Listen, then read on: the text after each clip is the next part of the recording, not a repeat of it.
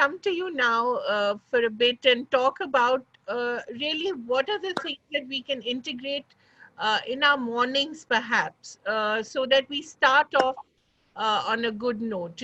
Maybe a 10-minute routine, a breathing routine, an exercise routine, really the basic building blocks of what we need to remain healthy. Because, as Sunit says, the danger is that we can just be sitting around all day and, uh, or lying down and taking a nap, and, then one nap stretches into another nap, and just goes on and on.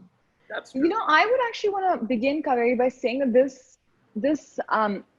the coronavirus lockdown Yeah, has actually led amongst a certain community to a bit of a fitness revolution. You right. know, in my yoga company, we've actually gone completely virtual, and Yeah, we've never seen as many people coming to yoga as we have today. Like, really. I am completely shocked out of my mind how so many people are coming, because people can't leave their houses. They Right, can't go to gyms. They don't have access to machines. right. Many people can't even go outside and take a walk. That's Yeah, not accessible to a lot of people. And if it is accessible, then people are scared. You know, yeah, people are scared that, oh my gosh, what if someone comes? All public parks are closed, colonies are closed, walking tracks are closed. So really, what you're left with is yoga. You yeah, know, this is really what you're in yoga. I've actually converted this, I have a virtual yoga studio going on, right. which is also like a VC situation, because on my team, each of our teachers is taking 3 to 4 classes a day. It's Wow. like overwhelming because so many people are turning towards yoga, and it's such a beautiful thing, right? Like, you have a 21-day lockdown, you can use this in a constructive way to form a new habit, like Right. form a yoga habit, right? And all of us need it, not just for the physical part, but for the mental part. Yeah, We talked about food, and food brings people together. It makes you feel nice. There's nothing else to look forward to. So a good meal does, but so does a good workout. yeah, And yoga, with its sort of, mental benefits, its physical benefits, its energy and spiritual benefits, is definitely doing that. So I just want to point that out. But in my yoga community, a lot of people have taken this as a super positive thing, and they've come and they've said, you know what, we're going to turn up to yoga. And the surprising thing is, we have online classes. You see several people coming twice a day, morning and evening, wow. because they can, Yeah, right? There's no commute time. They're sitting at right. home all day. They can't leave. So you might as well go on the yoga mat. How much space do you need? Just this much, right? So this is something that I've really seen, and it's been pretty amazing. I would say, you asked about the basic building blocks. Yes. Everyone should learn 2 things in yoga: the Surya Namaskars, the sun salutations. Yep. Again, it's a full body workout. Yeah. It takes just a little bit of space, Right. and when done in a correct way, they're completely safe. You Yeah. know, and the breathing, the pranayam techniques are also so wonderful. Right. We all need it in this day and age, with because it's building strength in your respiratory system. Right. The biggest fear that The people biggest have is, fear. yeah, Yeah. what is going to happen once we exit our homes, Yeah. right? Like, the worst is not actually going on right now. It's like, what's the scene going to be 2 weeks later when we enter out into the real world, and how are we going to protect ourselves? Right. So we all need to start doing this pranayam, because this is our shield now. It's up to us to protect our own selves, and the only realistic shield that all of us have is our own immunity. That's it. I So agree. things like yoga are actually building your immunity. Yes, and I really encourage people, include amla in your diet, include giloy in your diet, include turmeric haldi in your diet. Start taking these things every single day. Do your breathing exercises every single day, and do your sun salutations every single day. This is what you have now. This is what you have. The rest of 2020 is going to be like this, and we don't know when gyms are going to open, Yeah. right? We don't know that they were the first to close, and they're going to be the last to open. Right. How many, I've always asked my yoga teacher as well, how many Surya Namaskars is the ideal? He says So you should go up to 101, but that's like, no.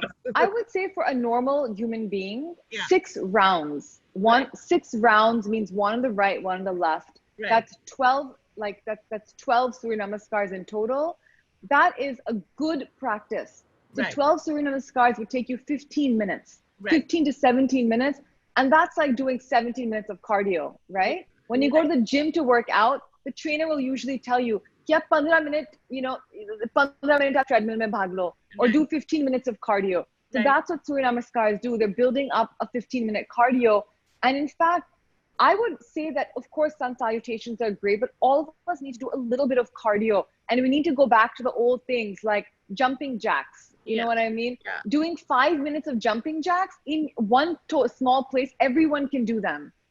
Jogging in the spot, doing a skip rope. So Right. now we have to go back to some of those older techniques that we used to do as kids, jumping jacks, skipping ropes, because we don't have the space anymore, right? Right. Like, how much space do people have? They can't really step out. They have a small little outside area outside their homes. Maybe they have the privilege of having a larger space. But I think these things, especially for children, Yeah. so a lot of moms, I've said, listen, make your kids do 100 jumping jacks every day and do it as a competition. Try to build up on those jumping jacks, Right. skipping. You have to do these basic, simple things now to get a little bit of your heart rate up.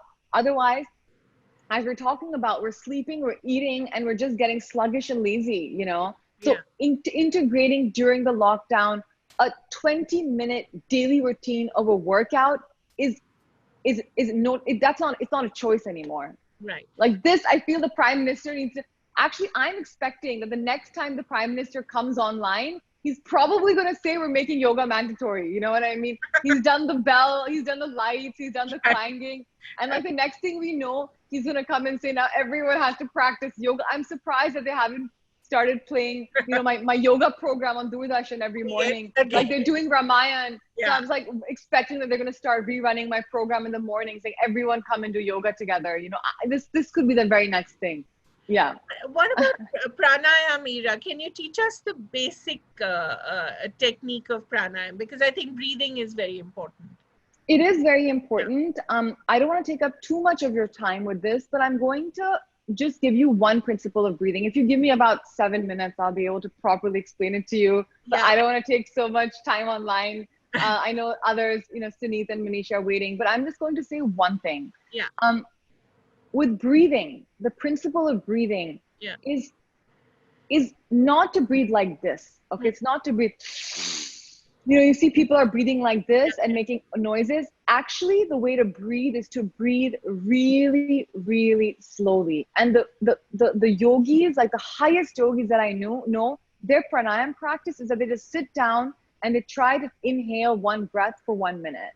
So you're slowly breathing in really from the base of your stomach. And this is doing wonders to your respiratory system. Not just your respiratory system, to your parasympathetic nervous system, your nervous system. So you really, when you're breathing, a few principles to keep in mind: sit with your spine straight always, and really begin breathing from the abdomen, so you're breathing in and really just trying to inhale deeply from the abdomen and very, very slowly taking the breath all the way up, feeling the breath along the sides of your body and making each breath last for at least 20 to 30 seconds as you inhale completely, and then the out breath is usually, you can take an out breath for almost 30 to 40 seconds, very, very slowly, so this is a very powerful practice to just try and breathe in a very, very slow pace and just do this for 5 minutes. And you breathe out through your nose, not through your mouth, right? No, always through the nose. You're breathing in deeply from the abdomen, moving the breath into your diaphragm, into your chest, and you're always breathing out through the nose. And again, you're using your abdomen, your diaphragm, and your chest. So really trying to do simple, deep breaths, which integrate your entire respiratory system. Another beautiful practice, which is not complicated, is to learn how to hold your breath. See how long you can hold your breath for. If it's 20 seconds, 30 seconds, 1 minute, this is the simplest way to strengthen your respiratory system, is to hold your breath. That's it. Close your eyes and taking a deep breath, not those ones, not like that, but the way I explained, very, very slowly, bringing the air all the way up and then just holding the breath for something like 30 seconds to 45 seconds and slowly, gradually build on increasing this. This gives you immense power. In fact, the practice of yoga is not teaching you how to breathe. Right. Practice of yoga teaches you how not to breathe. Not to breathe. Right. How not to breathe. Right. How you can actually take such slow, long, deep breaths. That's what happens. It's sort of like animals that really breathe fast, they lead short lives. Animals that take really, really slow breaths, like a turtle and an elephant, have very long lives. So the length of your breath determines the length of your life. How long is an ideal breath? That's a very individual, Right. that's a very, very individual thing. But I would say a breath should be, it should be at least 15 seconds, Right. at least 15 seconds. And this is something that all of us have to work towards. Most of us are breathing in for 5 seconds, two Right. seconds, 3 seconds. So we need to kind of learn how to do a little bit longer, deeper breathing than that. Wow, that's really good. I actually have a question for Ira or for Manish, if you'll allow me, Kaveri. Yeah, sure, please. Yes. So I think almost for the Ira, this is for you because you understand food and health food better, and Manish as well. For the last 5 years, or maybe even 7 years, I've had a routine whereby I have a big jug of about 4 or 5 glasses of lemon water with haldi. Then I have a katori full of bhiga hua beej, of methi ka beej, and then I have dalchini with a spoon of honey. And I've done this for the last 5 years. I see some benefits. I see some benefits because at my age, I'm very touch with very few ailments, or no ailments rather. I have no ailments. And I still have a lot of energy. I still, my stomach, my respiratory, everything is great. But can you actually tell me, is there a wonder drug like, let's say, a Chyawanprash? Is it better to have that, a spoonful, or is it better to do this routine that I do 5-6 things every day? So Sunil, that's a good question. I would say that a lot of it, all of these health foods as well, they're not applicable to everyone. Does that make sense? Yeah. Like every single person has a certain kind of a constitution. In Ayurveda, they have a certain prakriti, if you know a little bit of Ayurveda. Yes. So for example, for me, certain fruits and vegetables are not good for me. I don't feel so good when I take them. Right? Certain things don't really have, like certain things, for example, ajwain water makes me feel amazing. It has no benefits on someone with a pitta constitution. So I do think that all of these little remedies that you're doing, they do have to be, it's like when you're prescribed antibiotics, okay? You're not just prescribed a standard antibiotic, you're prescribed something which is particular for what your constitution is. Right. So there are Ayurvedic principles of eating, and they're very applicable to the Indian diet that we have. So I really suggest that everyone should do, and you can do these tests very simply. If I took a proper look at you and, not on a screen, I could probably be able to tell you what your constitution was. You could do an easy, simple quiz or test and get the basics of these eating. The basics of Ayurvedic eating are very, very simple. So all of these things that you're doing, cinnamon is great for some people, not so great for the others. But if you have done this and you're fine, and you're seeing that there's no adverse effects of it, and in fact you're perfectly fine, and obviously this is working for you. But I do think that even these health routines, they're tailored. They're not one fit all. Milk, for example, is amazing for some people. It's not so good for other people. You know what I mean? It's not at all good for other people. I can't drink milk for some reason. Exactly. So I do think that this is a very common example. Some people, milk makes them very calm and happy, and it's really good for them. So it really does depend on your personal constitution. Fermented foods, for example, some people, when they eat fermented foods, like even dosas and idlis, it's not so good for them. But for others, it's great. So I do think that we have to, all of us, build a certain awareness of what our body types are, what's good for us, what's not good for us. And this takes a little bit of effort. It's like, as a designer, not every outfit looks good on everybody. Not every color suits everybody, everybody, right? So you have to tailor that according to that person. And it's the same with these kind of... What is the best way to make haldi pan? How we do it? And I'm asking you because I'm not sure if that's the best way. If we take kachi haldi, I take kachi haldi and I boil it. I boil it in a little bit of water and like concentrate. And I then drink that concentrate from the kachi haldi. Is that the best way? Or the You best must way always add some little bit of black pepper to haldi. Always. Okay. Always. A pinch of black pepper is very important because it helps in absorption. So there's a lot of controversy around vitamins that we take, like eatable vitamins, like gummies, and so popular. a lot of people say they don't have much benefit because to absorb those vitamins and minerals, you need other things. You need combinations, right? You need certain minerals. Like when you eat a plant, it's not just one thing, it's many different things. It's a natural way of having calcium, for example. So even with haldi, a little bit of a touch of black pepper is what they always recommend. Just a tiny pinch because it helps in absorption. So definitely try doing that. And it tastes actually quite nice as well. Nice little flavor that it adds to it. So even in a lot of Indian cooking, haldi and black pepper are usually used together. And I'm sure Manish would tell you that. And that's because it helps in absorption. So if we go back to our dadi and nani, we see all of this stuff. It has actual health benefits. Right. Great. We have a couple of questions for you from Bharat Garg. Ashtanga yoga talks of breathing with your stomach tucked in while practicing it. But Hatha yoga talks about abdominal breaking. Are both right? Abdominal breathing are both right. Okay, I've been told, is this the one I've been told not to use my back for sometimes, or abdominal breathing, usually your stomach comes out? I'm looking at these. That one? Yeah.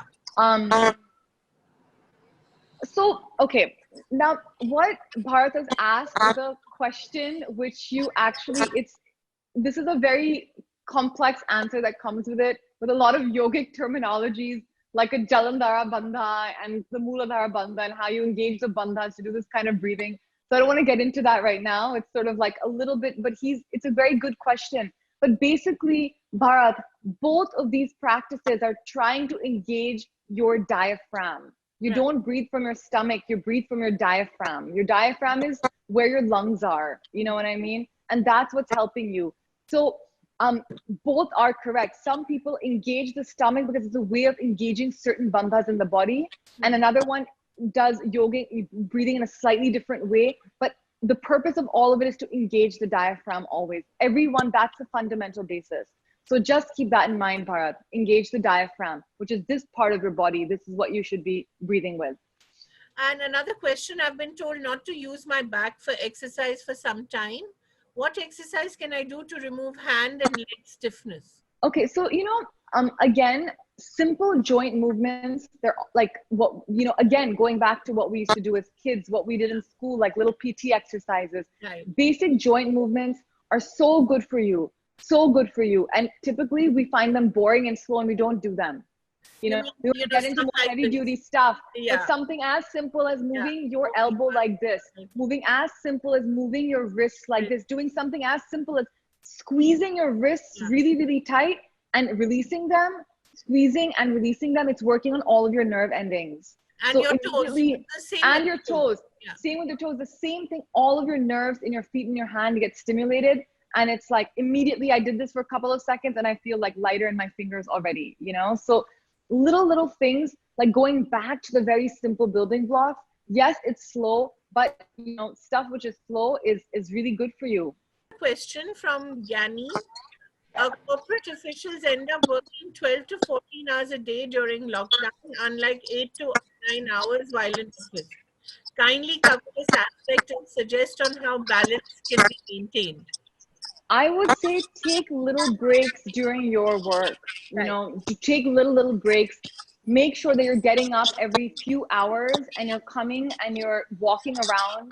Make sure that, again, simple asanas like a basic third asana that you do just by lifting your hands over and doing a deep stretch. Something as simple as this and pulling the body up is such a beautiful stretch, which makes you really feel super good, So make sure that if you're doing this, then you have to actually be even more disciplined than other people. And you have to make sure that you're taking regular breaks, that you're waking up in the morning and doing yoga. And feel free to join our virtual yoga classes. They're very convenient. So, I mean, everyone should do virtual yoga. There's no excuse, You switch on your computer and you have like a yoga class and a yoga teacher and it's all guided. It's wonderful. I think this virtual yoga is like a new, like it's like going to be the new normal now very soon. Absolutely. Okay. Bharat, what's your virtual yoga address, Ira? Oh yeah, Ira Yoga Wellness. You can just visit the website. Okay, wonderful. You can Google and look at it. Yeah, thank you. Because we really are turning inwards now more and more. We're looking inwards. We're looking at who we are. We're looking at our breathing. We're looking at our lungs, everything, our heart. what is the one thing that is absolutely essential in this new age that we need to do? I would really say, Kaveri, again, I'm going to come back to the breathing practices. You know, for example, what Suneet is doing right now, he can integrate 10 minutes of pranayam in his life, you know, every morning. That's an easy integration. You know, it's very simple, it's very good, and it's very, very good for the respiratory systems. You know, it just keeps your respiratory system healthy. And I would really suggest, I mean, I'm not even saying go into the practice of Jal Neti and this and that. I'm just saying do breathing. You know, sit down and do 5 to 10 long breaths. Do some Kapal Bhati, Anilom Vilom, the 2 fundamental practices of yoga. You know, I'm happy to share a video with the New Indian Express on how to do these techniques correctly. So I would really say that everyone can do it. You know, everyone can do it. It's 5 minutes of their day. It's 5 minutes. And it's, meditation is not everyone's cup of tea. You know, meditation is really hard for people. It's like difficult to close your eyes and okay, now what to do, you know. But breathing is, you know, respiratory exercises are engaging. You can easily do them. Okay, we have one last question quickly, Ira, from Vicky Tulsian. I'm regular with my workout, almost 90 minutes every day with my weights and other equipment. Can you suggest something to increase my flexibility? Again, I'm just going to come back to something what I said earlier is the sun salutation, the Surya Namaskars. Integrate these, again, 15 minutes. It's a full body workout, you know. So even if you are walking or whatever you're doing, this is so simple to do, so simple. And so many benefits, not just to your physical body, but also to your, you know, also to your, all your internal systems, your organs. So everyone should try to do these basic things. And I have a feeling like the government of India is going to make this mandatory pretty soon. So we might as well learn it now before it's forced upon us. Great. Thank you all very much for your wonderful advice. And it's been a terrific time. I've learned so much. Thank you, Suneet. Thank you, Manish. Thank you so much. Thank you so much. Thank you. Thank you. Thank you. Bye. Stay healthy. Bye. Bye. Stay healthy, stay safe, stay sane. Bye. You too. Bye. Bye.